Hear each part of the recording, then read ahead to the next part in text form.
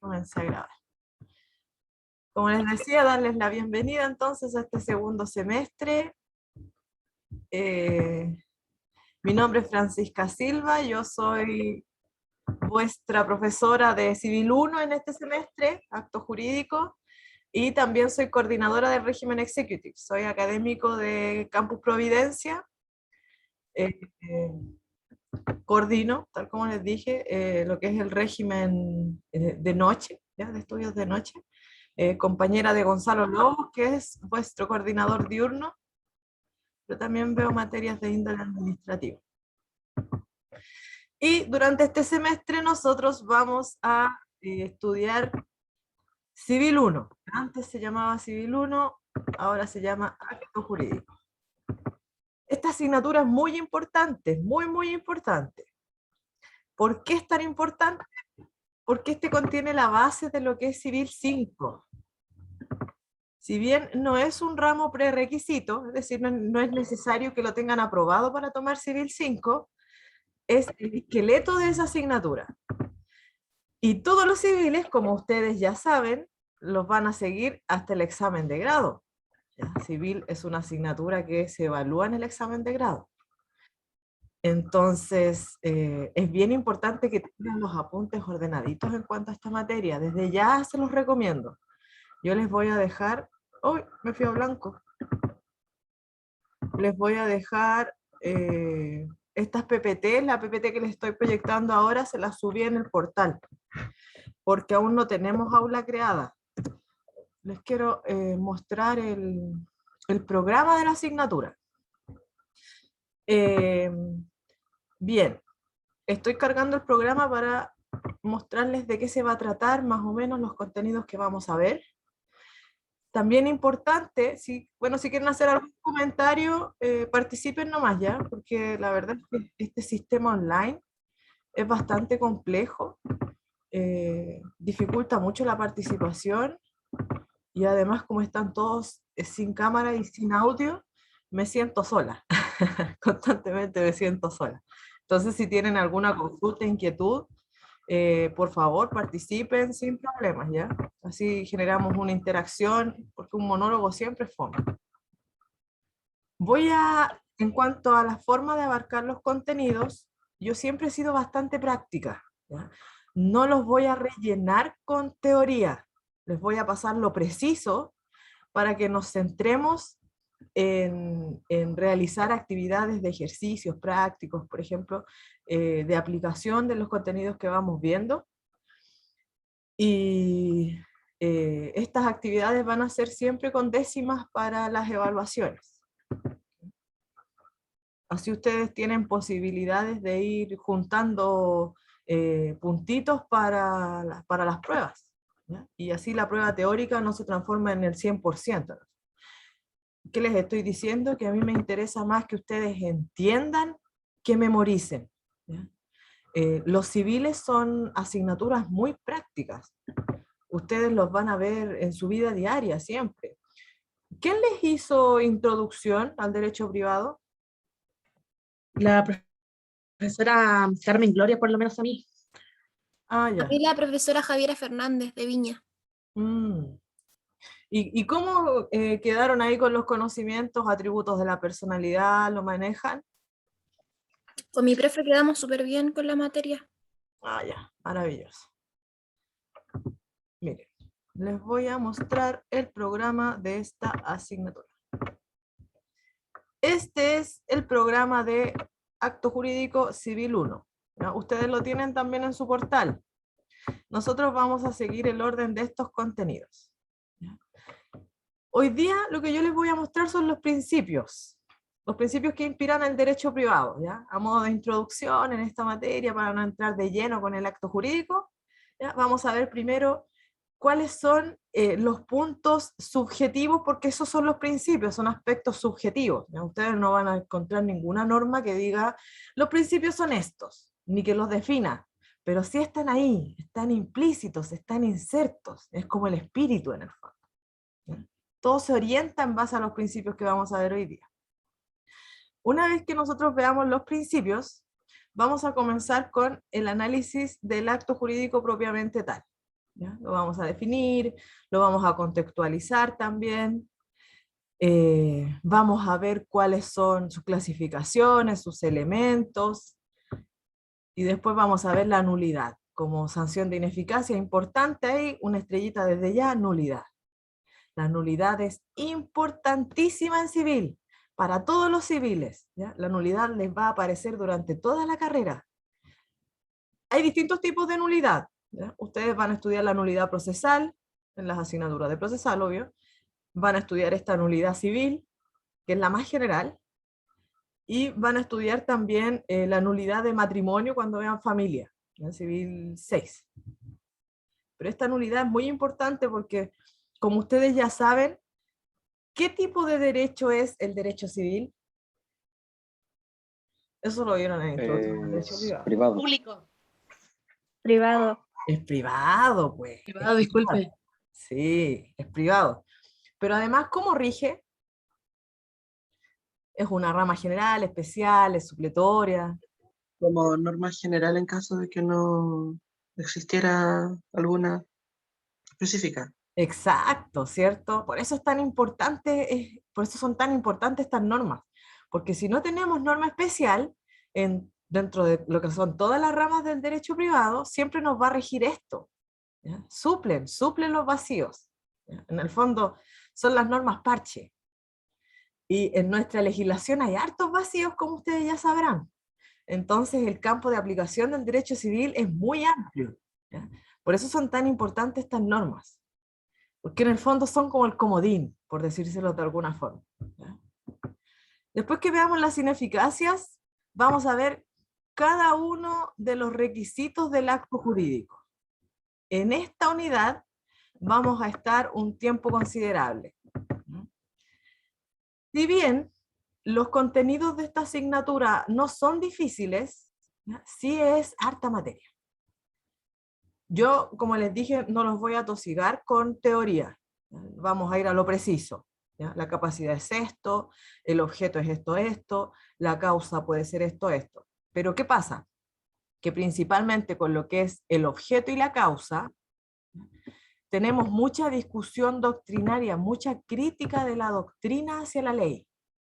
Eso tenemos que estudiarlo, porque para poder entender qué es la causa y qué es el objeto, tenemos que comparar qué es lo que dice la ley y qué es lo que dice la doctrina al respecto. ¿Me entienden? Y ahí nos vamos a extender un poquito con lo que es el estudio doctrinario, pero lo preciso. ¿Ya? De todas formas, es muy importante que si no logran conectarse a la clase porque tienen algún impedimento, qué sé yo, vean las grabaciones. ¿Ya?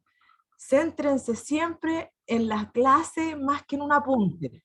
Yo vamos a ver ahora en unos minutitos más algún texto que les puede servir de apoyo, pero con el solo texto tampoco les va a servir, porque si ustedes dicen, ya, no importa, leo el libro, después ¿cómo van a aplicar? Que es eso a lo que yo voy más centrada, ¿ya? Siempre me centro más, como les señalaba adelante, en lo que es la práctica. Después que veamos cada uno de los requisitos del acto, ¿ya? Vamos a ver los efectos del acto, cortito, esto bien cortito, y la representación que también la vamos a ver cortita porque ya a esa altura vamos a ir veloces como el viento, porque probablemente nos quede una o dos clases para ver estos contenidos. Y por último acá, importante, bibliografía. ¿Ya? Si quieren algún texto de apoyo, que no es obligatorio, como les dije, siempre para las evaluaciones, lo que veamos en clase. Yo no les voy a preguntar nada que no hayamos visto en clase nunca. ¿Ya? Siempre la clase manda. Pero si quisieran profundizar en algún punto y no quieren preguntarme a mí, les recomiendo el libro de Víctor Vial del Río. ¿Ya? Víctor Vial del Río. Teoría General del Acto Jurídico. Ese texto es súper bueno, es clarito y es bien específico. ¿Ya? No es largo. En la bibliografía es lo mejor que hay para ver acto jurídico. ¿Ya? El de Víctor Vial. Creo que lo tengo por ahí en PDF, no estoy segura. Si lo encuentro, se los mando. ¿ya? Pero si no, búsquenlo ustedes, si por ahí anda en Google, anda en PDF por ahí, navegando. Hasta ahí. ¿Dudas, consultas, inquietudes? No sé si voy muy rápido, tiendo a hablar muy rápido. No sé No, si- profe, todo bien. No, profesora, ninguna de momento. Estupendo. Voy a compartir acá. Hoy. Ahí está. Compartir otra vez el PPT. Ya, se lo subí, como les dije, se lo subí al portal. Nosotros tenemos clases los días lunes y los días jueves. ¿Ya? 2 módulos cada día. Siempre nos conectamos a las 10:50. Nuestros módulos son de 40 minutos online. ¿Ya? Presenciales eran más largos, eran de 50 minutos. Pero como esta modalidad tiende a tener menos participación, ¿ya?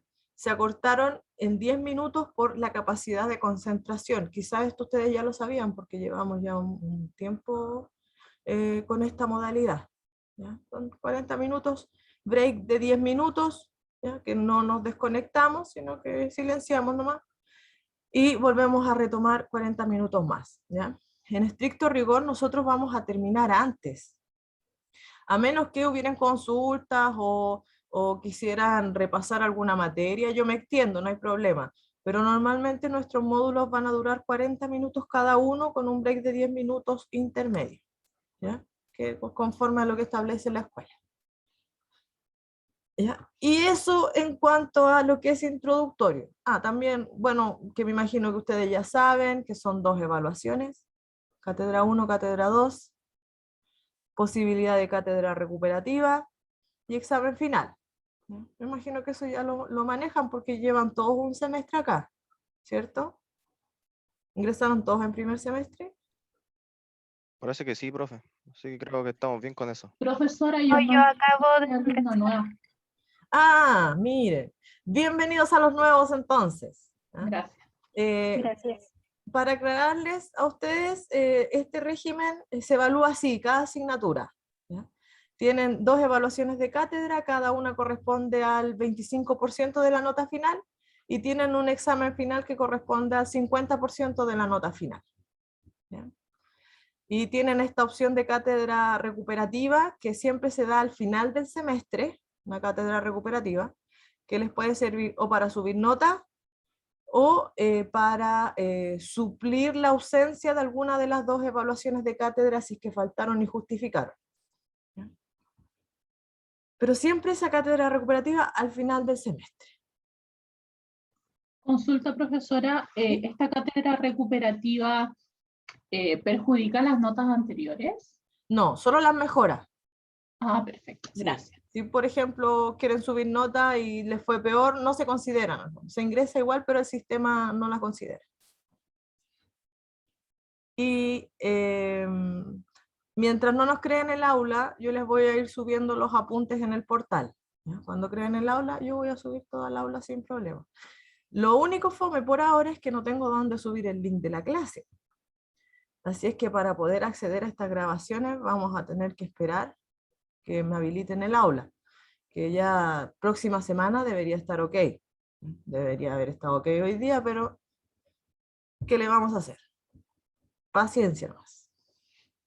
Y bien, ahora sí vamos a comenzar con la materia. Como les indiqué, vamos a iniciar analizando lo que son los principios del derecho civil.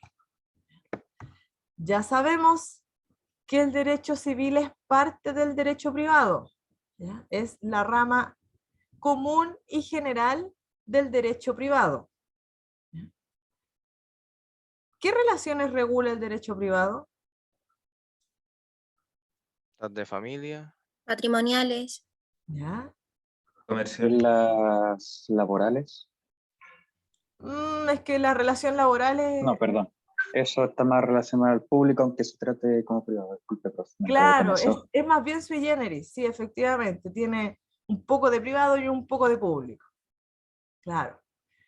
Pero podría decirse que dentro del derecho civil, más bien del derecho privado, Hay rasgos de derecho laboral, sí, porque las cláusulas de un contrato son voluntarias. En el fondo lo que regula el derecho privado, ¿ya?, que no es sinónimo de derecho civil, ojo ahí, no son lo mismo.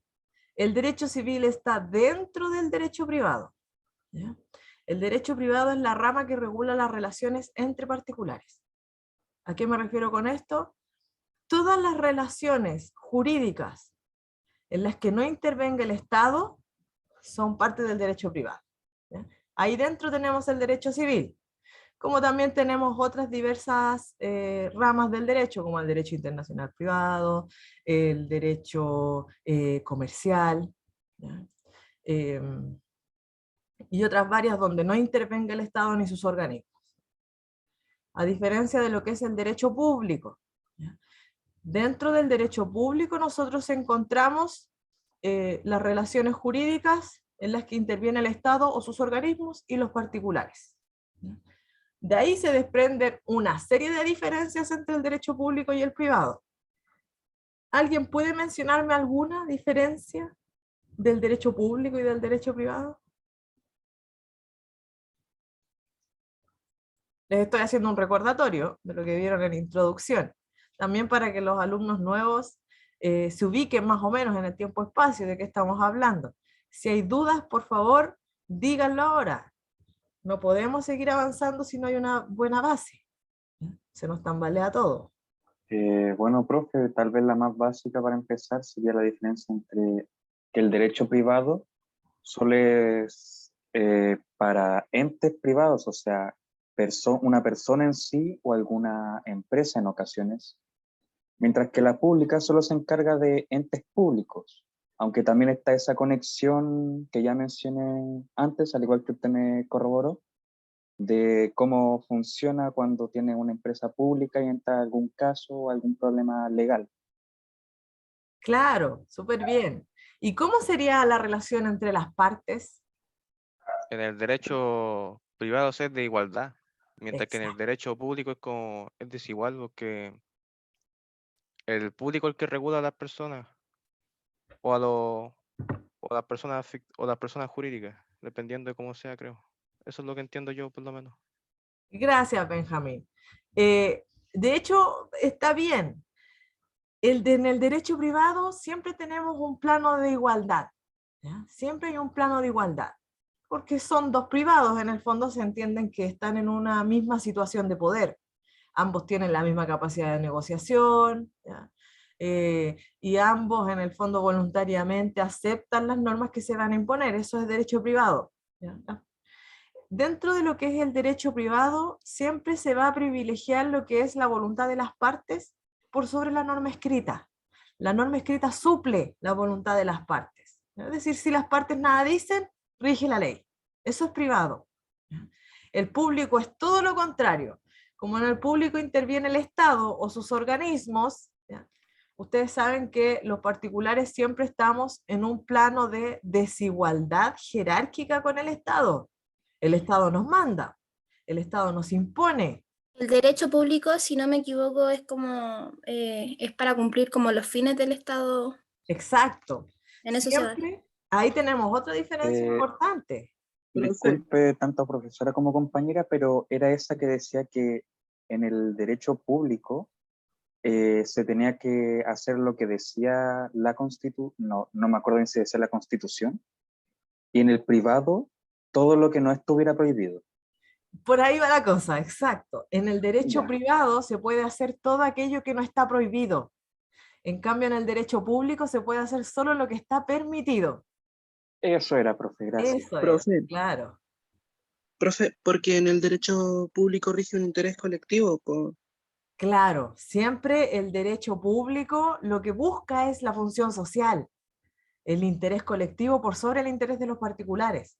A diferencia del derecho privado, que ahí interesa más el interés de los particulares, ¿ya? No hay un interés público envuelto, porque no hay ni Estado ni organismos siendo parte de estas relaciones. Súper bien, ya estamos súper claritos con la regulación y el campo de aplicación. Dice Nicolás en el chat, en el derecho privado usa el código, claro, el derecho privado tiene como principal fuente el código civil, el derecho civil, y en el derecho público se rigen directamente por la Constitución. Efectivamente, sin perjuicio de que también dentro del derecho privado rige la Constitución, ¿ya? Aunque no directamente, ustedes saben que la Constitución es Dios en materia normativa.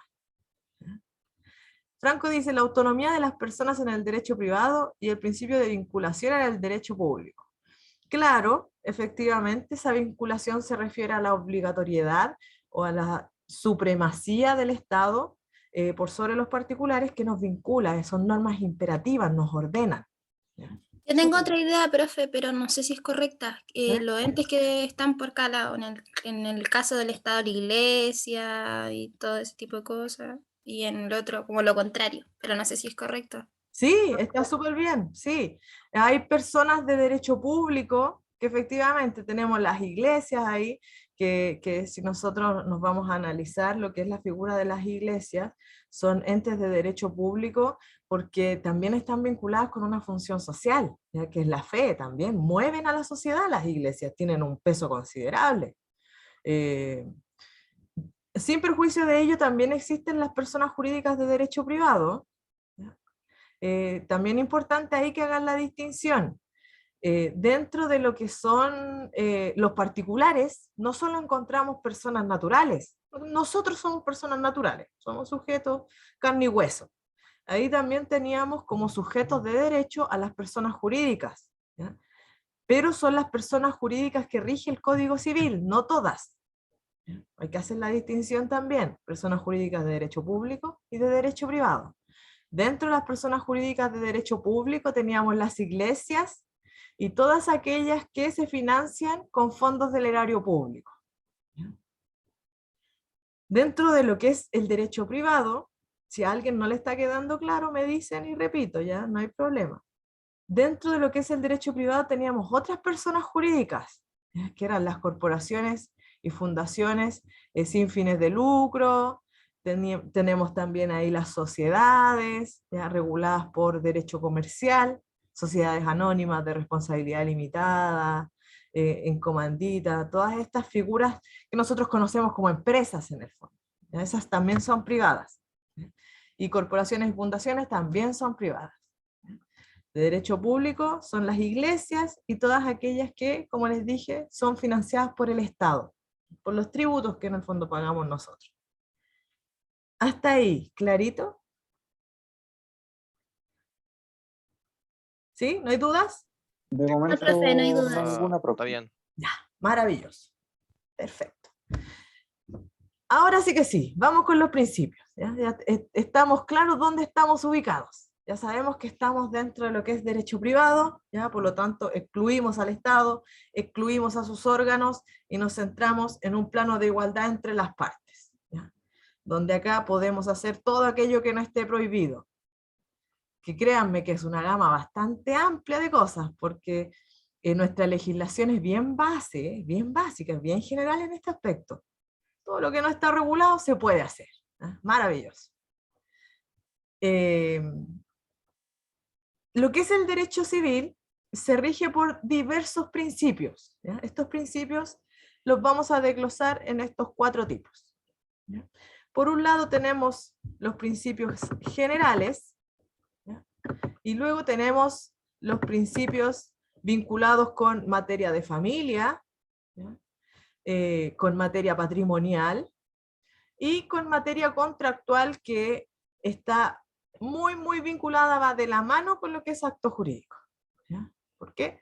Porque el acto jurídico es la base del contrato, como les señalaba al principio. Dentro de lo que son los principios generales del derecho civil, ¿ya? Principios generales del derecho civil, encontramos estos 4.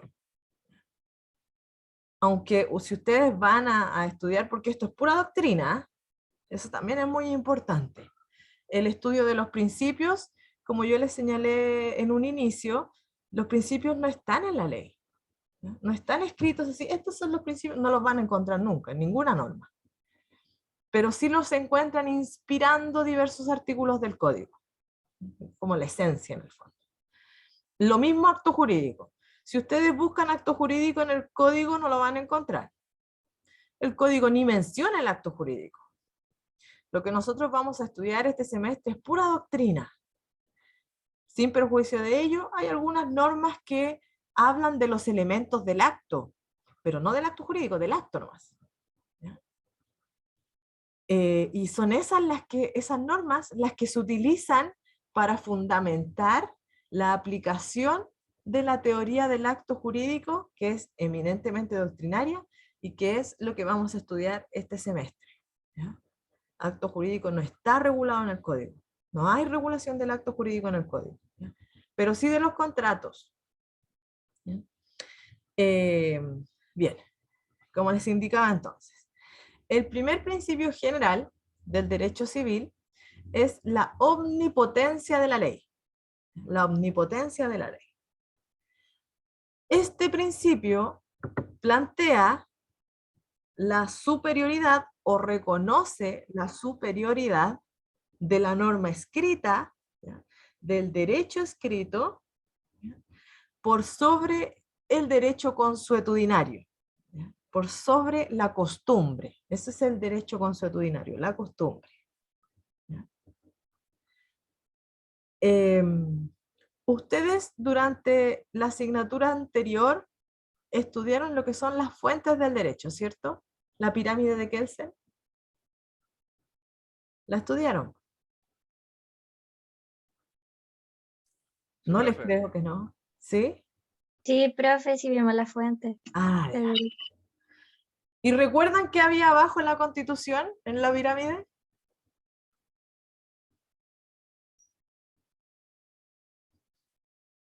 ¿Qué norma estaba abajo en la Constitución?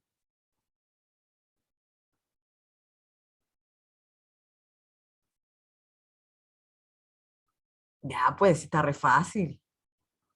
Constitución, ¿qué había abajo? La ley, profesor. La ley, ¿cierto? Y bajo la ley, Las ordenanzas, los reglamentos, las instrucciones. potestad reglamentaria, ¿cierto? Y bajo la potestad reglamentaria, Decretos. potestad reglamentaria.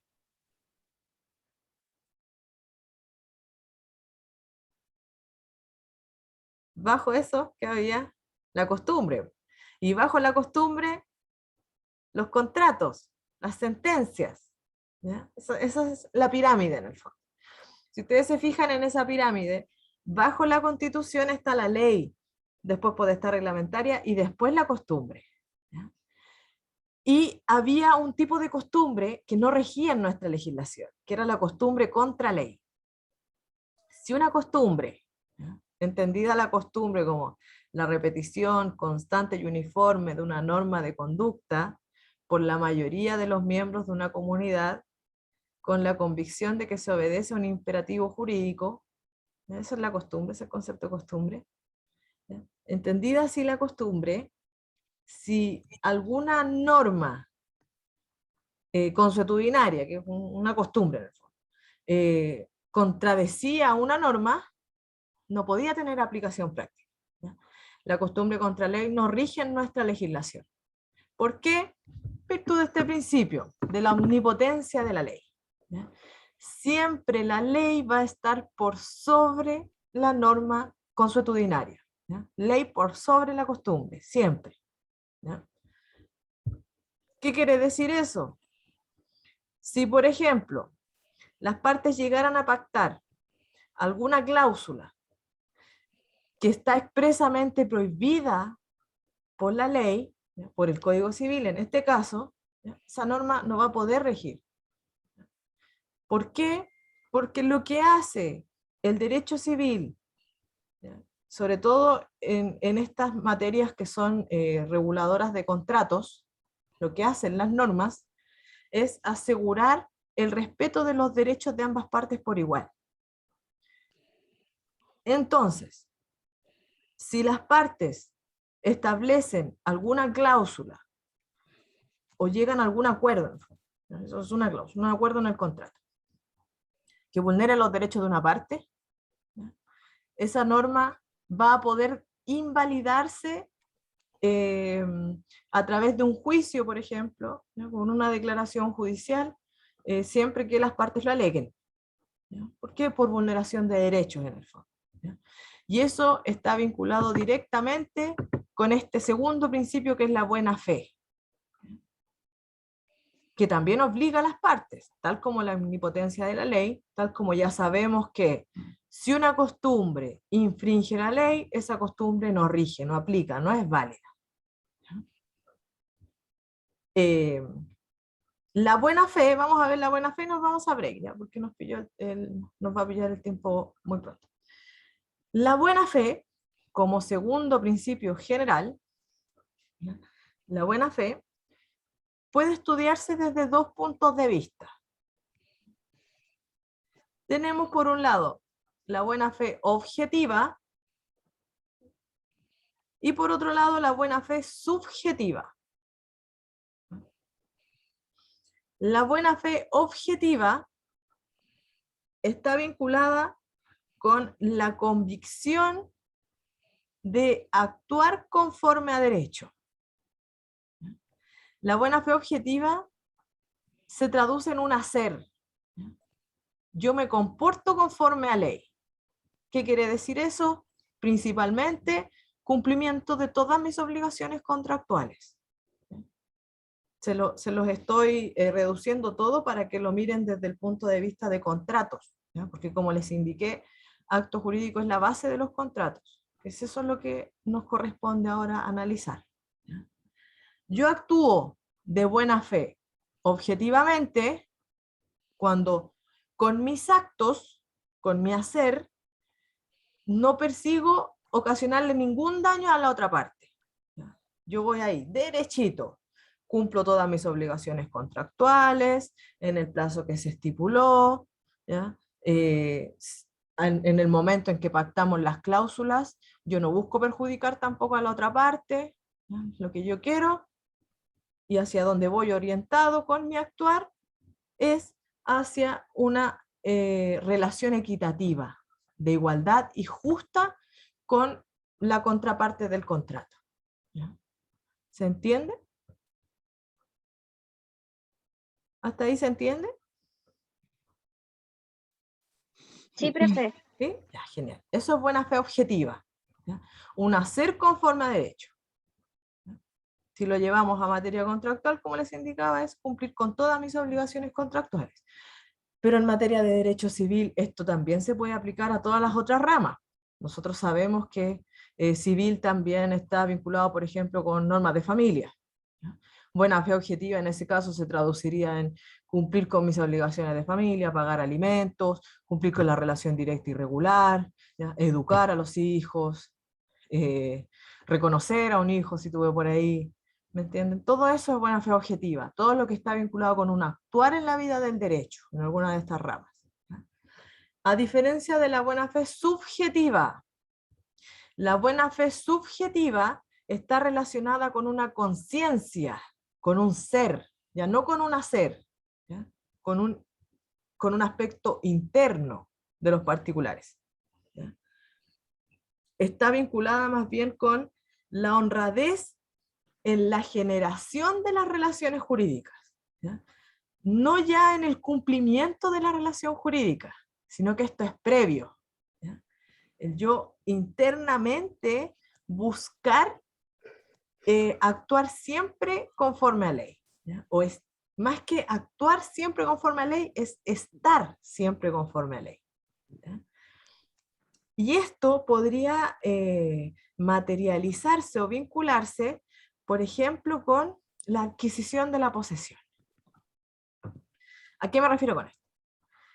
Si, por ejemplo, yo voy a una feria, ¿ya? A la feria, y en la feria me encontré a un sujeto vendiendo un teléfono, de estos teléfonos, super teléfonos que hay ahora, un Galaxy S30 en 100 lucas. Está ahí. ¿Qué van a pensar ustedes? Ah, ese teléfono está nuevo, debe tener garantía, ¿o no? ¿Qué pensarán ustedes de ese teléfono? Está robado, pues. Exacto. ¿cierto? De dudosa procedencia, profe. Inmediatamente, inmediatamente. Si yo la adquiero, ¿ah? Y pago las 100 lucas, ¿ya? Eso es mala fe subjetiva, porque yo estoy actuando con la conciencia de que yo sé que ese teléfono es de mala procedencia y sé que puedo estar cometiendo el delito de receptación, pero estaba bueno el teléfono, estaba barato, ¿me entienden? Eso es mala fe subjetiva, porque objetivamente actué bien, pagué lo que me estaban pidiendo, ¿cierto? No estafé a la otra parte, nada. Objetivamente hacer de buena fe, pero subjetivamente mi conciencia sabía que había algo raro ahí. ¿Ven? ¿Notan la diferencia? Y a eso me refiero con adquisición de posesión. ¿Ya? Ahí no existe un justo título para adquirir, porque no hay boleta, no hay garantía, no se adquirió el bien en un mercado establecido, digamos, ¿ya? Y sabemos que probablemente proviene de una fuente ilícita. ¿Ya? Eso es mala fe subjetiva. ¿Ya? Falta esta conciencia de estar celebrando una relación jurídica conforme a derecho. ¿Ya? Esa es la idea. Buena fe objetiva, buena fe subjetiva. ¿Se entiende hasta ahí? ¿Sí? profe. ¿No hay dudas, Sí, inquietudes? Ya, perfecto. Ya llevamos entonces 2 principios generales. Ya conocemos lo que es la omnipotencia de la ley, que no es nada más que eso, ya relacionado con la pirámide de Kelsen. Siempre la ley por sobre la costumbre, siempre. ¿Ya? La costumbre no puede infringir la ley. Si la infringe, no rige, no es válida. ¿Ya? Y la buena fe. ¿Ya? Buena fe traducida en buena fe objetiva, un actuar conforme a derecho, no buscar perjudicar a la otra parte, ¿ya? Ni buscar tampoco eludir mis obligaciones legales, ¿ya? Y buena fe subjetiva, que es esta conciencia, ¿ya? De actuar conforme a derecho. Aunque el hacer esté bien, ¿ya? Esté conforme a ley, yo sé que por debajo hay algo medio turbio, ¿ya? Eso es buena fe subjetiva. También, por ejemplo, la buena fe subjetiva puede faltar, y se da mucho, mucho en la práctica, en estos contratos simulados. Cuando se celebran compraventas, por ejemplo, pero no queriendo vender, sino que lo que quieren las partes es cambiar el dueño. ¿Para qué? Para que no me embarguen, principalmente, ¿ya? O para eludir algún tipo de obligación. ¿Qué hago yo? Le vendo a mi hermano, le vendo a mi mamá, pero no se paga el precio. ¿Me entiendes? Son contratos simulados. Y se da mucho en la práctica. ¿Para qué? Para, en vez de donar, de celebrar un contrato de donación, que hay que pagar impuestos para celebrar el contrato de donación, celebro compra-venta. Solo para efectos de cambiar al dueño del bien, y posteriormente, cuando pase la tormenta, cuando ya no me puedan embargar, vuelve el bien a mi dominio, ¿no? Vuelve a estar inscrito a mi nombre. Eso es mala fe también, eso es mala fe subjetiva. Porque si bien voy a celebrar el contrato conforme a ley, ¿no? Por escritura pública, lo inscribo en el conservador, sigo con todas las solemnidades, ¿no? Internamente, en la conciencia, las partes saben que no querían hacer eso, saben que lo están haciendo con otro fin, ¿me entienden? Eso es mala fe subjetiva. ¿Ya? Vamos a quedar hasta ahí y volvemos del break con la reparación del enriquecimiento sin causa, ¿ya? Como tercer principio general del derecho civil. No se desconecten, ¿ya? Yo me voy a silenciar y nos vemos a las 11:40. 11:40 vuelvo a hablarles. Voy a pausar acá la grabación. Bien, entonces, vamos con el tercer principio general. Estuve viendo en el chat que tienen un grupo de WhatsApp para quienes no han revisado. Ahí pueden unirse al grupo de WhatsApp. Es importante que estén todos vinculados, ya que tengan algún canal de información donde puedan compartirse documentos, qué sé yo. ¿Por qué es tan importante? porque como somos tantos, para poder realizar las actividades prácticas, lo más probable es que sean en grupo, ¿ya? De 3 o 4. Entonces, para organizar los equipos de trabajo, ¿ya? Es maravilloso que tengan ese grupo de WhatsApp, ¿ya? Yo no me voy a meter ahí, no puedo participar en ningún grupo, pero participen ahí, ¿ya? No sé si será de la sede, por lo que comentamos al principio, al parecer somos todos de Providencia, ¿ya? Pero ideal es que no sea solo de la sede, sino que de la asignatura, exacto, que sea general. Solo de la asignatura, profe. Hay un Claro. grupo aparte para solo los de Providencia. Ya, estupendo. Sí, esa es la idea, ya que todos los que están en 201, en Lecto 101 conmigo, estén en ese grupo. Bien. Reparación del enriquecimiento sin causa, entonces. El enriquecimiento sin causa se produce cuando el patrimonio de una persona se ve incrementado a costa del empobrecimiento del patrimonio de otro, ¿ya? Sin existir un motivo o título que lo justifique. Eso es el enriquecimiento sin causa. En el fondo yo me enriquezco a costa de otro, ¿ya? Sin existir un título. No existe contrato, no existe ningún tipo de justificación. Profe, ¿puede repetir Sí, claro. el concepto? Claro. El enriquecimiento sin causa, ¿ya? Se produce cuando el patrimonio de una persona se incrementa a costa del patrimonio de otro, ¿ya? Que se empobrece, sin existir un motivo o título que lo justifique. En el fondo, esto se traduce, como les indicaba, ¿ya? Se traduce en que yo me enriquezco a costa de otro, ¿ya? Sin existir una justificación legítima. ¿Ya? No hay título, no se celebró contrato, nada, no hay nada, nada legal en el fondo, ¿ya? Y el otro se empobrece y yo me enriquezco. Esta figura es ilícita, obviamente, si no tiene una causa, no hay un título, ¿ya? Y es por eso que el principio se denomina reparación del enriquecimiento sin causa, ¿ya? Eso es lo que inspira nuestra legislación, que cada vez que existe un enriquecimiento sin causa, ¿ya? Cada vez que alguien incremente su patrimonio a costa de otro, sin justificación legal, sin justificación lícita, ¿ya? ¿Qué va a hacer el derecho?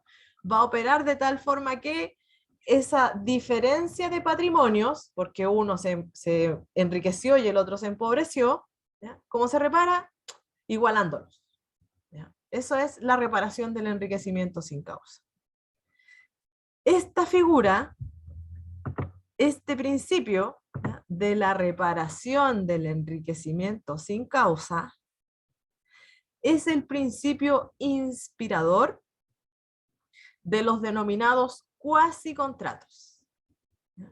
Yo creo que ustedes ni siquiera habían escuchado los cuasicontratos.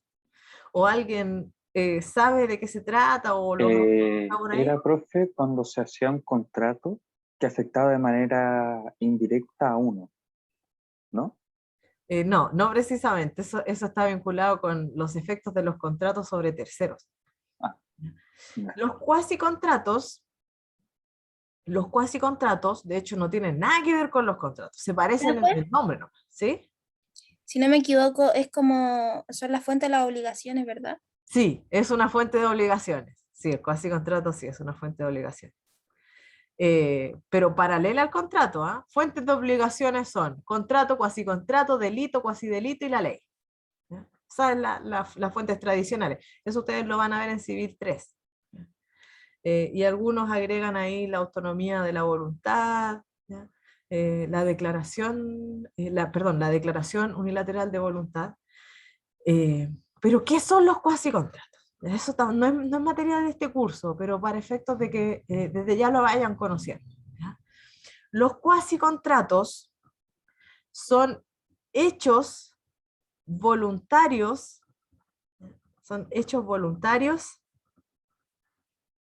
que generan obligaciones. Es una cuestión súper amplia, es muy amplio. ¿Ya? Son hechos voluntarios, lícitos, no convencionales, que generan obligaciones. Ahí está, ese es el concepto completo. ¿Ya?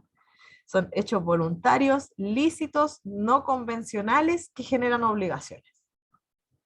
¿Qué sacamos de ahí? De ese concepto, ¿qué sacamos? Primero, que el cuasicontrato involucra voluntad. Son hechos voluntarios. Hay una voluntad ahí inserta. Se dice también que son lícitos. Eso se critica. ¿Por qué? Porque el cuasicontrato nace de la existencia de un enriquecimiento sin causa. ¿Ya? El cuasicontrato nace por la ley, por la sola disposición de la ley, cuando existe un enriquecimiento sin causa. ¿Ya? Dice también el concepto que son no convencionales. No convencionales. ¿Qué significa eso? No hay contrato. No existe una convención. No hay un acuerdo de voluntades. Si hay voluntad, de una parte hay voluntad, pero no hay un acuerdo de voluntades. ¿Ya? Y a partir de esta voluntad, ¿ya?, lícita, de dudosa procedencia esa licitud, ¿ya?, pues esa licitud puede estar vinculada con su origen, ¿ya?, con el origen de la figura. No existe un contrato no convencional, pero genera obligaciones. Son obligaciones que nacen de la ley. ¿Ya? Les voy a aterrizar esta idea. El Código Civil regula por lo menos 3 cuasicontratos. ¿Ya? Uno de ellos es el pago de lo no debido. Y ahí queda clarita la figura del cuasicontrato. El pago de lo no debido. ¿Ya? Esa es una figura que está regulada en el Código, ¿ya?, como cuasicontrato. ¿Y cuándo tiene lugar el pago de lo no debido? Cuando yo pago una deuda que no existe o que no grava mi patrimonio. ¿Ya? Ahí existe un enriquecimiento sin causa, ¿cierto? Si yo voluntariamente pago una deuda que no existe, quien recibe el pago se está enriqueciendo y yo me estoy empobreciendo y no existe un título, no hay una justificación si la deuda no existe. ¿Ven? Lo mismo si yo pago una deuda que no grava mi patrimonio. Si la deuda no es mía y yo estoy pagando, es exactamente lo mismo que la deuda no existiera para mí. Existe para otro, pero no para mí. Entonces, ¿por qué mi patrimonio tiene que empobrecerse? ¿Lo entienden? ¿Se entiende la idea? Sí, profe. Ya, estupendo. Eso es el enriquecimiento sin causa. ¿Ya? En la figura del pago de lo no debido, ¿ya?, se materializa lo que es el enriquecimiento sin causa. ¿Y qué hace la ley para reparar esto? Creó la figura de los cuasicontratos. ¿Ya? ¿Para qué? Para crear una acción. ¿Ya? Una acción judicial, ¿ya?, que se puede presentar a través de una demanda, una acción se ejerce a través de una demanda, que permite a las partes requerir judicialmente, ¿ya?, la reparación y la proporcionalidad de los patrimonios. ¿Ya? En el fondo, se me restituya aquello en lo que yo me empobrecí. ¿Ya? Esa es, como les señalé delante, esa es la forma de reparar el enriquecimiento sin causa. Que aquel que se empobreció pueda recuperar el monto de aquello en lo que se vio perjudicado su patrimonio. ¿Ya? Solo eso. ¿Ya? Solo hasta ahí. Si el que se enriqueció más, ¿ya?, no importa. Lo que importa acá es que el que se empobreció recupere el monto de la afectación patrimonial. ¿Ya? Hasta ahí llega la reparación. ¿Se entiende? ¿Sí? Sí, profe. Esa acción, se los voy a anotar acá, esa acción de la que yo les hablo, que permite esta restitución, ¿ya?, este equilibrio de patrimonio se llama acción de inreemverso. Ahí se las anoté, se los voy a poner entre paréntesis. Y esta es una acción que tampoco tiene regulación legal. La acción de inreemverso no tiene regulación legal, es doctrinaria, pero es generalmente aceptada por tribunales. De hecho, yo una vez me tocó tramitar una causa de acción de inreemverso, donde se tuvo que restituir, por parte de quien recibió el pago, tuvo que restituir el monto. ¿Ya? Acción de inreemverso. Sin perjuicio de que existen otras acciones especiales, ya tratándose de otros cuasicontratos, pero cuando no procede ninguna otra acción, ¿ya? Y estamos frente a un enriquecimiento sin causa, esa es la acción estrella, la que no falla, ¿ya? La que suple, la de reemverso. ¿Ya? ¿Clarito hasta ahí? Sí, profe. Ya, maravilloso. Pasamos ahora al cuarto principio general, que es la responsabilidad. Civil 4, de hecho Civil 4 se llama responsabilidad, ¿ya? Pero esta figura de responsabilidad trasciende a lo que es el derecho en general, ¿ya? ¿En qué se traduce la responsabilidad? No es nada más que hacerse responsable de las consecuencias de los actos propios. Eso es la responsabilidad. Me hago responsable, en el fondo, de los daños que ocasione a terceros con mi actuar. Si vulnero alguna norma, tengo que hacerme responsable de las consecuencias. Y eso lo vemos a lo largo de todas las ramas del derecho, tanto público como privado. Las sanciones son distintas, ¿ya? Pero en todas las ramas del derecho vemos consecuencias si se infringe alguna norma o se daña a un tercero.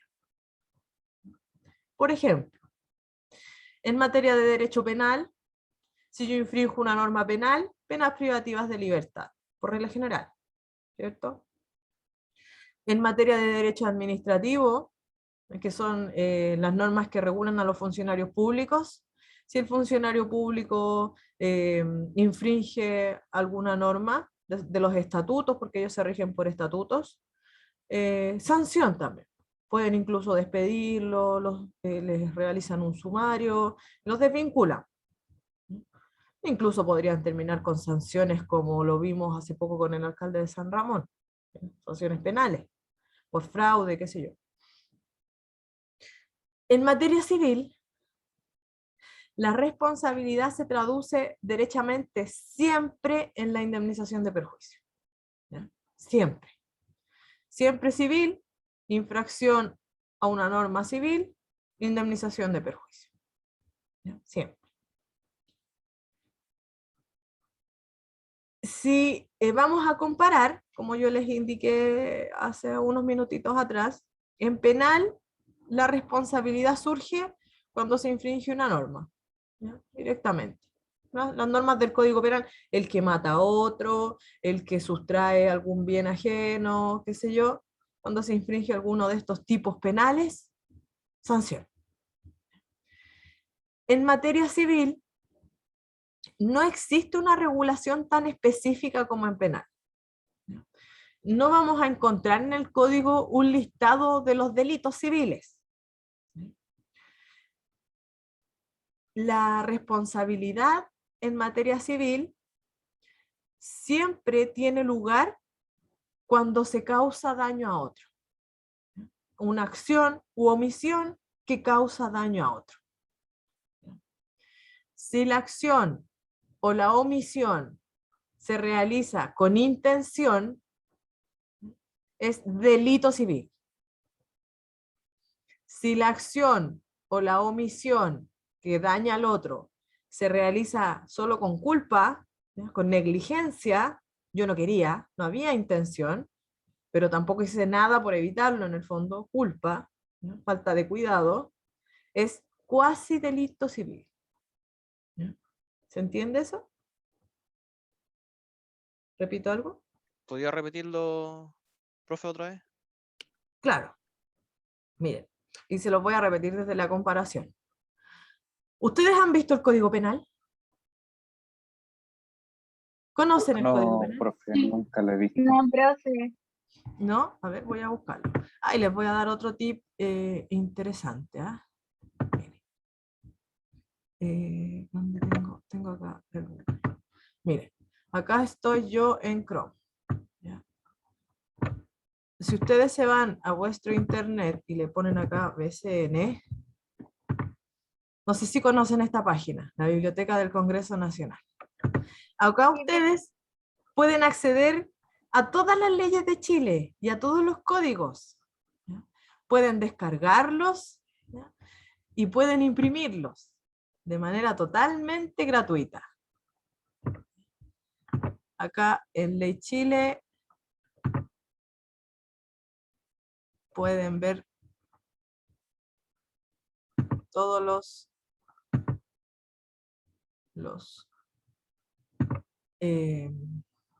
códigos y las normas que nos rigen. Voy a buscar acá, que mi internet está lentísimo.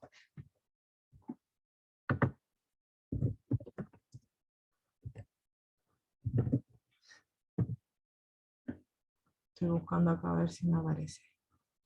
Código penal. Aquí está, ¿eh?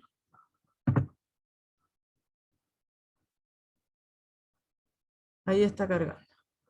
Ahí está el código penal. ¿Ven? Y abre entero. Y ustedes pueden descargarlo acá para imprimirlo sin ningún problema, ¿no? Y así se ahorran la platita, pero tienen que imprimirlo y son hartas hojas, es panillar. Pero acá está actualizado, siempre está actualizado. Miren, la última modificación fue del 3 de febrero del 2021 con la ley 21.310, que si ustedes la pinchan pueden acceder a ella también. Y todas las modificaciones que ha tenido el código aparecen acá al lado derecho, ¿ya? Todas las actualizaciones, ¿ven? Aquí pueden ver todas las normas que han modificado algún artículo o algún inciso, ¿no? Y pueden acceder a ellas también y de qué fecha son. Pero miren, ¿qué es lo que les quería mostrar? La redacción que tiene el Código Penal de los delitos penales. Estos son delitos penales, ¿ya? O cuasi delitos penales, ¿ya? Siempre la diferencia entre el delito penal o el delito en general, civil o penal, y cuasi delito es el aspecto subjetivo, si hay o no intención, ¿ya? Si hay intención, es delito. Si no hay intención, si hay culpa, ¿ya? Falta de cuidado, me mandó un condoro en el fondo, es cuasi delito, ¿ya? Siempre, siempre, sea en penal en civil. Pero miren la redacción acá. Son siempre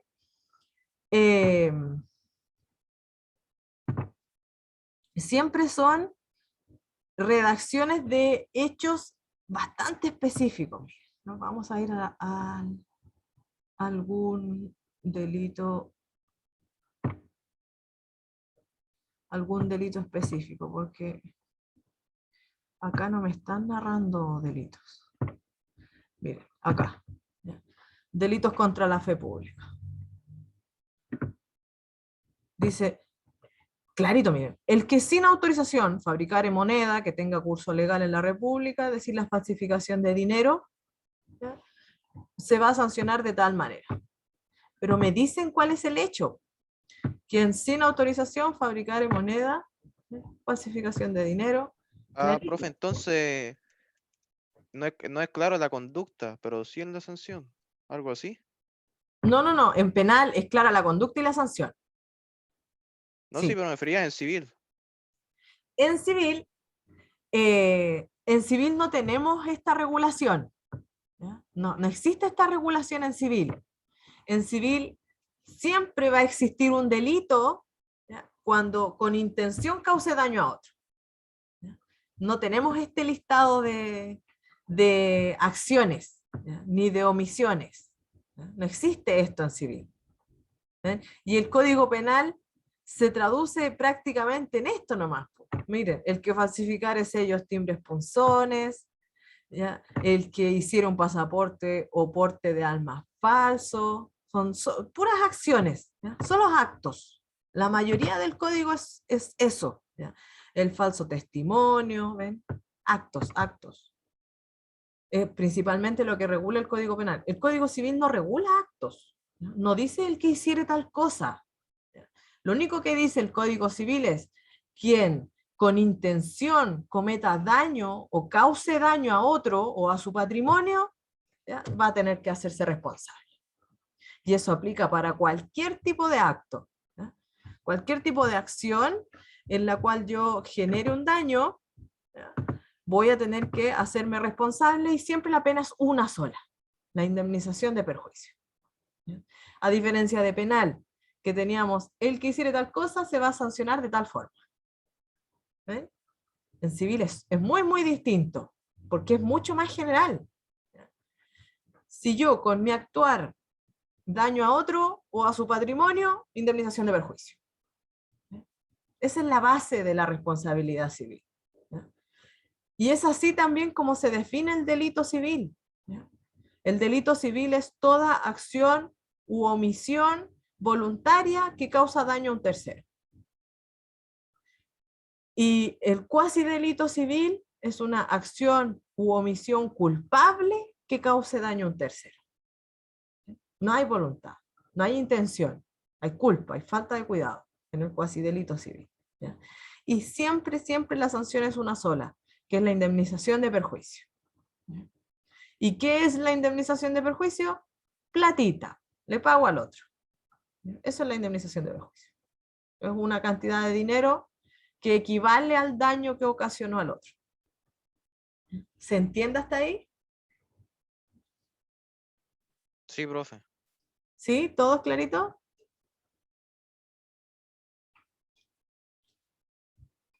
¿Sí? Ya. Seguimos entonces. Sí, profe. Eso en cuanto a la responsabilidad. ¿Ya? Ya vimos los 4 principios generales. Vamos ahora con familia, que estos los vamos a ver de manera más rápida porque los van a ver después en su oportunidad cuando les corresponda. ¿Ya? En materia de familia rigen principalmente lo que es el interés superior de los hijos. ¿Ya? ¿A qué se refiere este principio? Y está vinculado con la orientación que deben tener los jueces al fallar. Esa es la principal orientación, valga la redundancia, de este principio. ¿Ya? Lo que busca en el fondo es guiar a los jueces hacia dónde siempre tienen que fallar.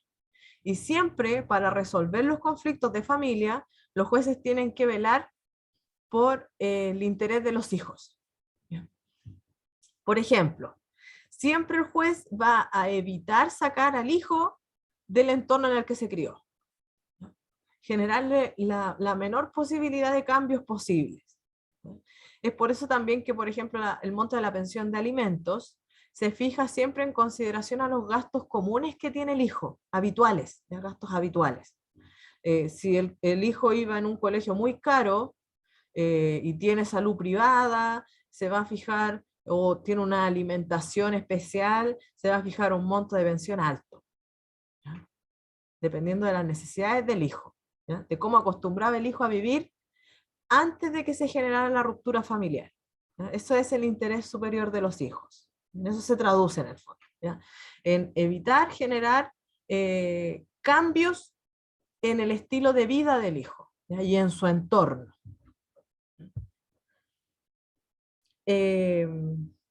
Me llegó un mensaje del chat que me preguntan en qué consiste la evasión de contratos.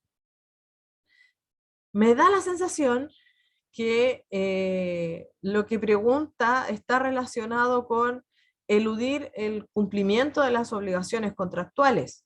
¿Ya? Evasión de contrato como evadir el cumplimiento de un contrato, porque esa figura por sí sola no constituye un delito ni ninguna figura civil en específico. ¿Ya? Pero se puede traducir en eso, en la evasión de contrato. Eludir la responsabilidad contractual que emana de el haber contraído algún tipo de obligación. Y volviendo a lo que estamos analizando ahora, que son los principios, en cuanto a la protección al cónyuge más débil. Cuando se genera la ruptura familiar, por regla general, siempre hay un cónyuge, sea el hombre o la mujer, que pospuso su crecimiento personal en pos del desarrollo de la familia o de los hijos en común, ¿cierto? En nuestra sociedad lo más común es que la mujer se dedique a criar y el hombre se dedica a trabajar. En esa situación, que viene a ser la cotidiana, digamos, el cónyuge más débil viene a ser la mujer, que se pospone, que no puede trabajar, no puede seguir estudiando, porque, por educar a los hijos, por dedicarse al hogar en común. Para proteger a este cónyuge más débil, en materia de familia existen distintas figuras. ¿Ya? Principalmente existe la denominada compensación económica, ¿ya? Que busca proteger al cónyuge más débil. ¿Ya? ¿Cómo? Otorgándole herramientas o recursos, ¿ya? Que les permita o que le permita igualar por lo menos las oportunidades que tiene a futuro de poder retomar su vida, ¿ya? Y poder comenzar a desarrollarse y a crecer personalmente. No sé si han escuchado ustedes hablar de la compensación económica. Yo sí, profesora, pero me queda una duda. ¿Sí? Esa compensación económica es solo para las parejas que fueron casadas legalmente, ¿cierto? No para los convivientes que tienen hijos y que han vivido un montón de años juntos. Conviviente civil sí permite compensación económica, pero la convivencia civil, del acuerdo de unión civil, Ah, ya, pero si no hay ese acuerdo, no existe. no. No hay compensación aunque tengan hijos y hayan vivido 20 años juntos. Claro, claro. O matrimonio o acuerdo de unión civil, pero convivencia de hecho no procede la compensación económica. Ya. ¿Y eso cómo se regula cuando dos parejas se separan y no son casadas ni con acuerdo de unión civil?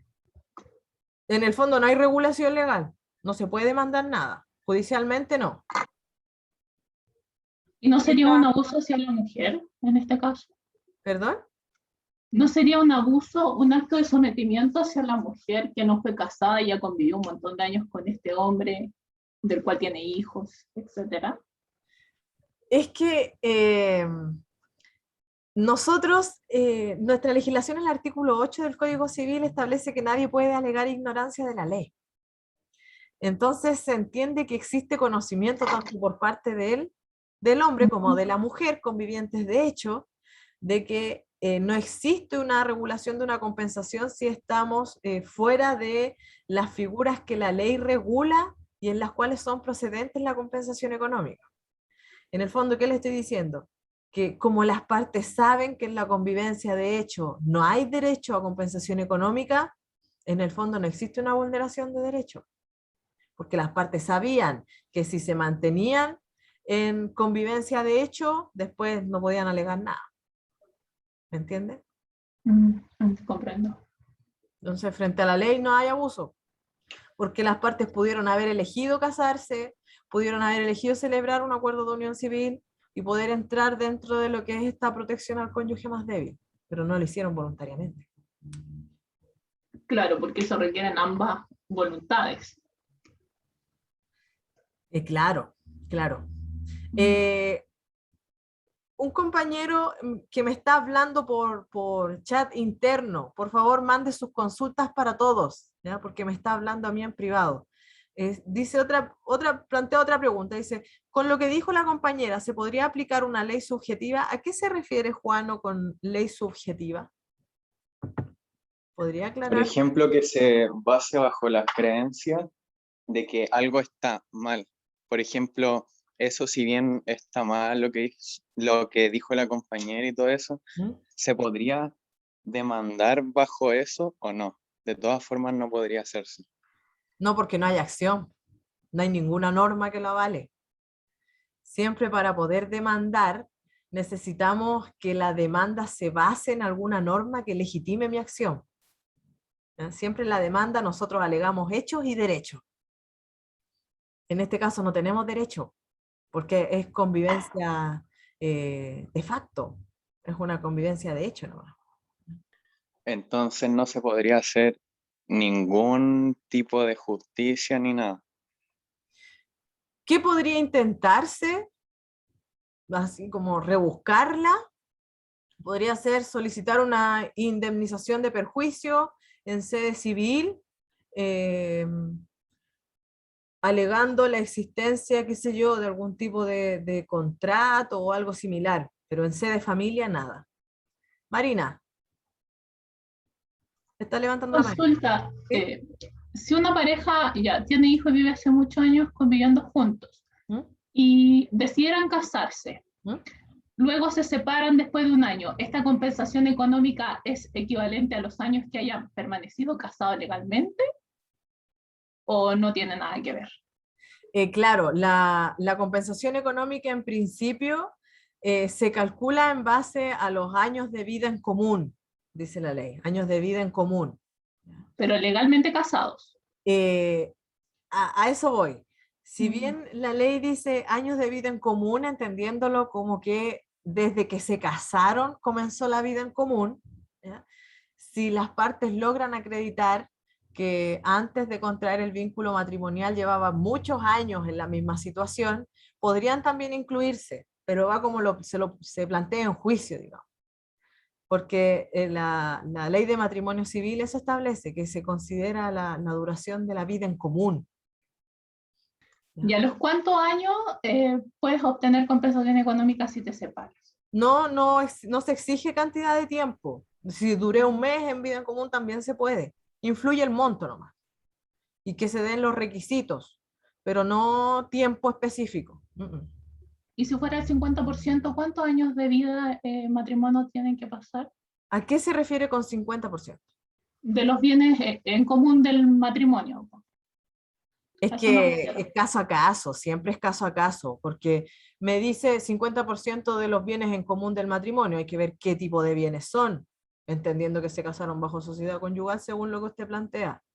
Sí. ¿Qué tipo de bienes? Si se adquirieron durante la vigencia de la sociedad conyugal, la cuantía de los bienes, siempre es una cuestión que se ve caso a caso.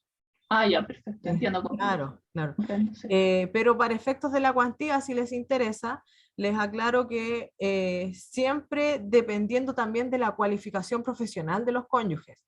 Por ejemplo, si fue la mujer, porque cualquiera de los dos puede solicitar compensación, fue la mujer la que se dedicó al cuidado de los hijos y la mujer no tenía terminada su educación media, va a recibir una compensación mucho menor que en el caso que una mujer que se dedicó al cuidado de los hijos y tenía un título profesional, tenía una cualificación profesional importante.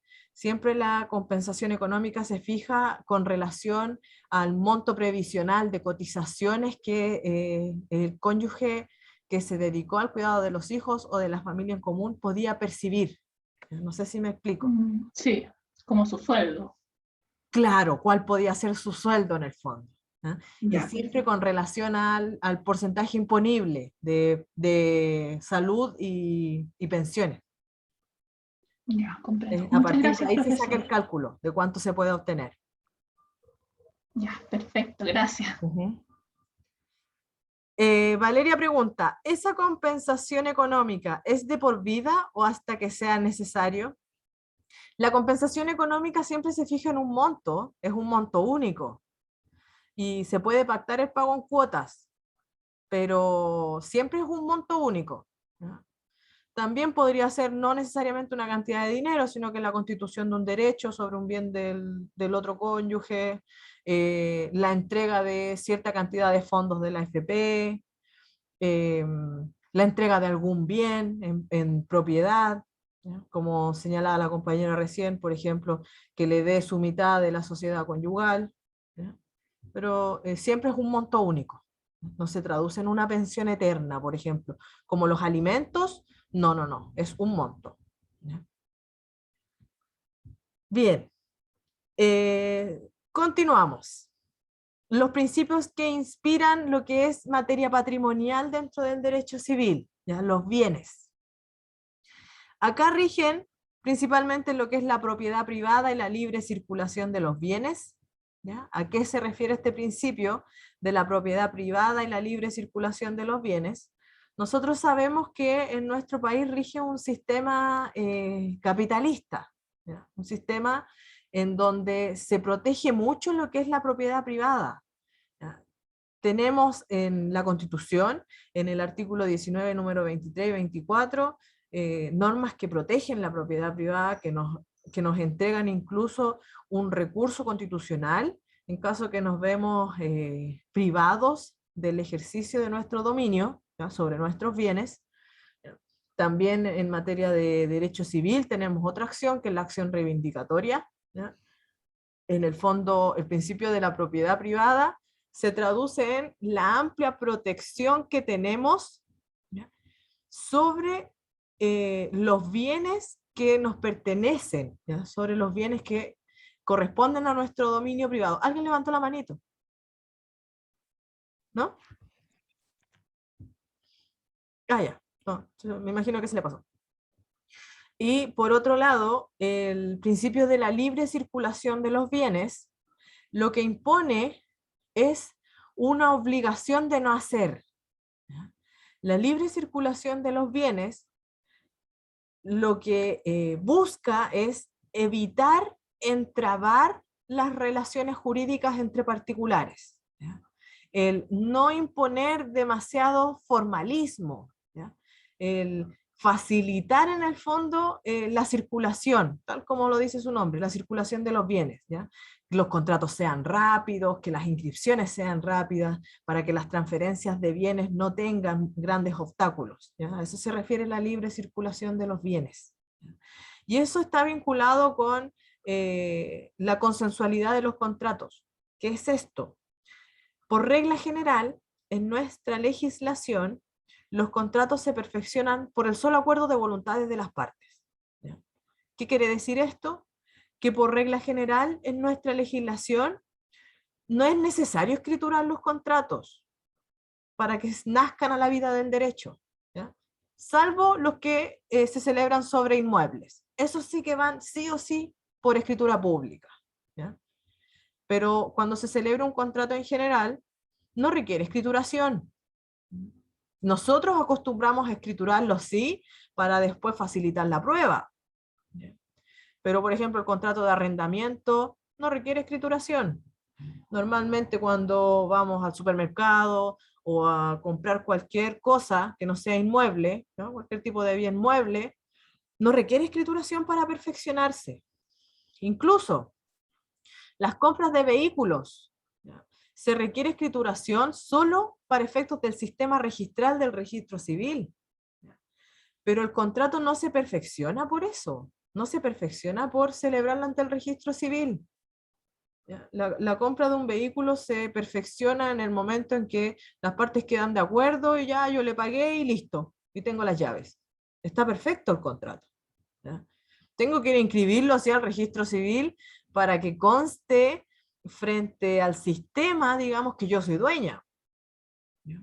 Pero el contrato ya se perfeccionó cuando las partes se pusieron de acuerdo, ¿ya? Eso va de la mano con lo que es la libre circulación de los bienes, ¿ya?, la consensualidad contractual.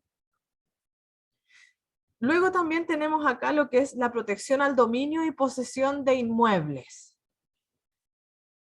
Este principio está vinculado con las acciones que yo les mencionaba respecto de la propiedad privada, ¿ya?, a nivel tanto constitucional como a nivel civil.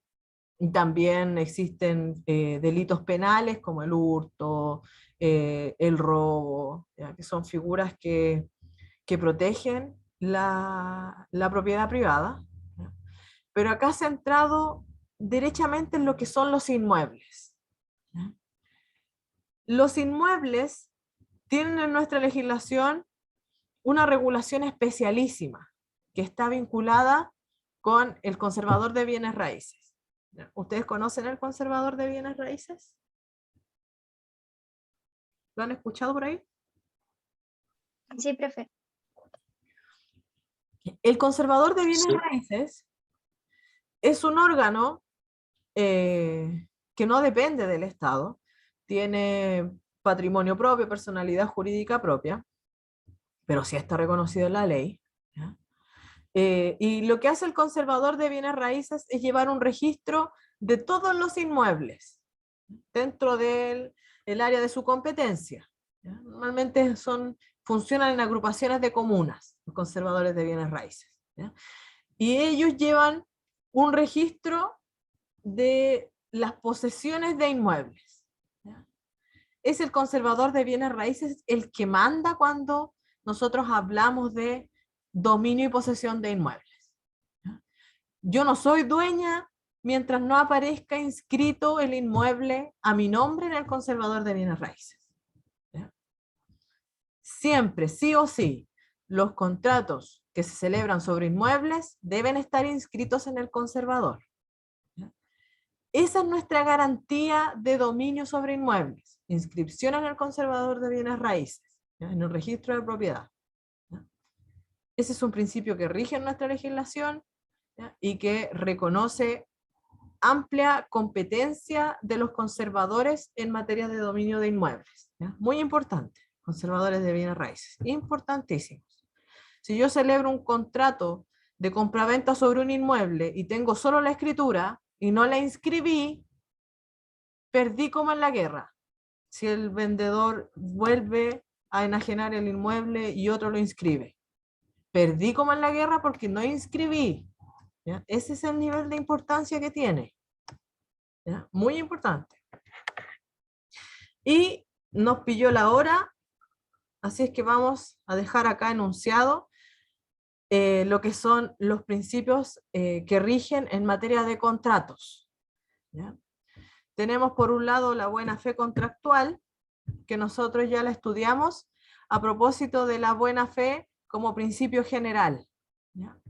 La buena fe en materia de contratos es exactamente lo mismo que les mencioné al principio, pero abocado directamente en lo que es cumplimiento de contratos. ¿Ya? Buena fe contractual, tanto objetiva como subjetiva.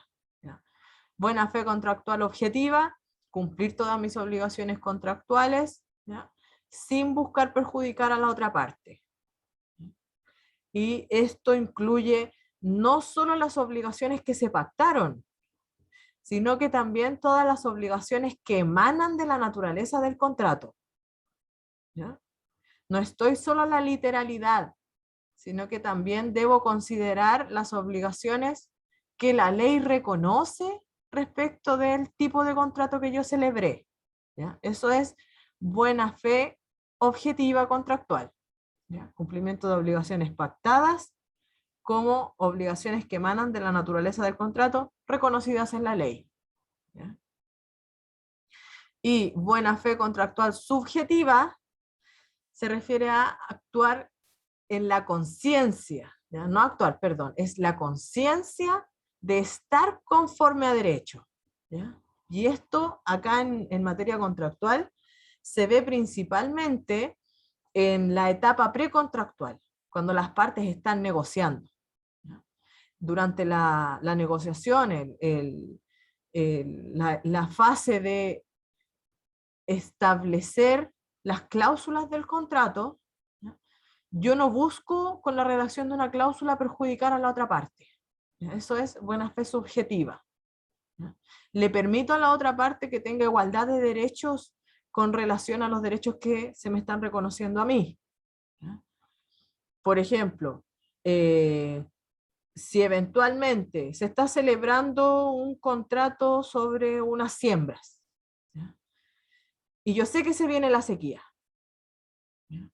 No voy a buscar algún tipo de contrato que amarre o algún tipo de cláusula que amarre a la otra parte, aunque la cosecha no sea la esperada, ¿ya? No voy a buscar perjudicarla haciéndola pagarme un precio por sobre lo que pueda obtener de la cosecha. ¿Ya? No sé si me explico. ¿Se entiende? ¿Sí? Sí, profe. Ya, gracias. En el fondo, la buena fe contractual subjetiva, como les señalaba adelante, está relacionada con pactar un contrato, pero ambos buscando equidad en los derechos, ¿ya? Tanto actuales como también previendo lo que podría ocurrir más adelante a medida que se vayan cumpliendo las obligaciones contractuales. ¿Ya? No buscar perjudicar a la otra parte de ninguna forma. ¿Ya? Es un ser conforme a derecho, un estar conforme a derecho. ¿Ya? Y eso, hasta ahí vamos a llegar por hoy. El jueves vamos a ver la autonomía de la voluntad y ya empezamos con lo que es la diferencia entre el hecho jurídico y el acto jurídico para irnos ya adentrando en lo que es la materia de este semestre. Bien. Alondra.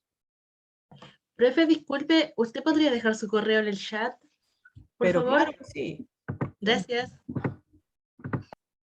Se los anoto al tiro. fsilva@udla.cl. Ese es mi correo. ¿Ya? Ahí se los anoté en el chat. Ese es mi correo. fsilva@udla.cl. Y cualquier duda, inquietud que tengan, no duden en escribirme. ¿Ya? Yo siempre estoy ahí en el fsilva@udla.cl. Eso. Un gusto. Muchas gracias por vuestra participación. Que ¿Profe, estén hoy día no muy hay lista? Sí, sí, se las paso por la grabación, si los tengo acá todos plenamente identificados.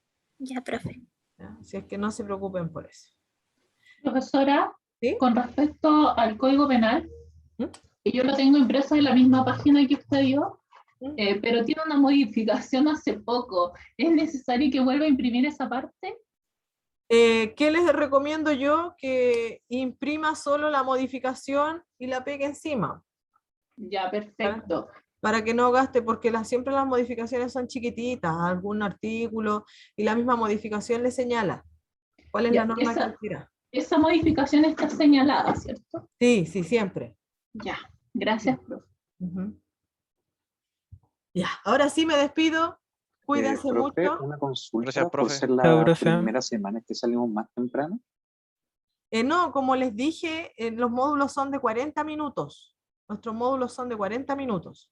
Profe, Ah, pero se termina a la 1. sí, por eso me extrañó. Claro, porque el horario está establecido conforme la duración de las clases presenciales. ¿Entienden? Son módulos de 1 hora. Y por Ah, escuela se estableció que los módulos virtuales, por concentración y disminución en la participación de los alumnos, se les resta un poco de tiempo. Entonces, los módulos virtuales son 40 minutos, break de 10 y 40 minutos más. ¿No? Por escuela se estableció así. Por eso yo en el fondo lo que hago es cumplir con la duración que nos estableció la escuela. Pero cuando necesitemos extendernos más, no nos extendimos más. Por ejemplo, para el desarrollo de las actividades en clase, ahí vamos a ocupar los módulos completos, porque no son solo de clase teórica, dura, como la clase de hoy. ¿Ya? Sino que las clases que involucran más participación, esas se van a extender como clase presencial, digamos. se Hacer entiende una perfecto, consulta. gracias.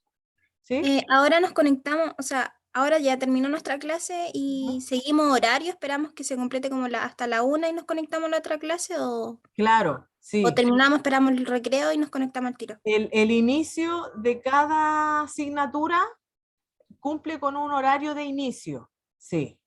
Ah, ya, Los profe. profesores Muchas gracias. cambian. Ujú, Ya, profe, gracias. ujú. Ya, cuídense. Nos vemos el jueves a las 10:50. Chao, profe. Muchas Chao, gracias. profe. Chao, profe, que tenga buen día. Chao, profe. Gracias.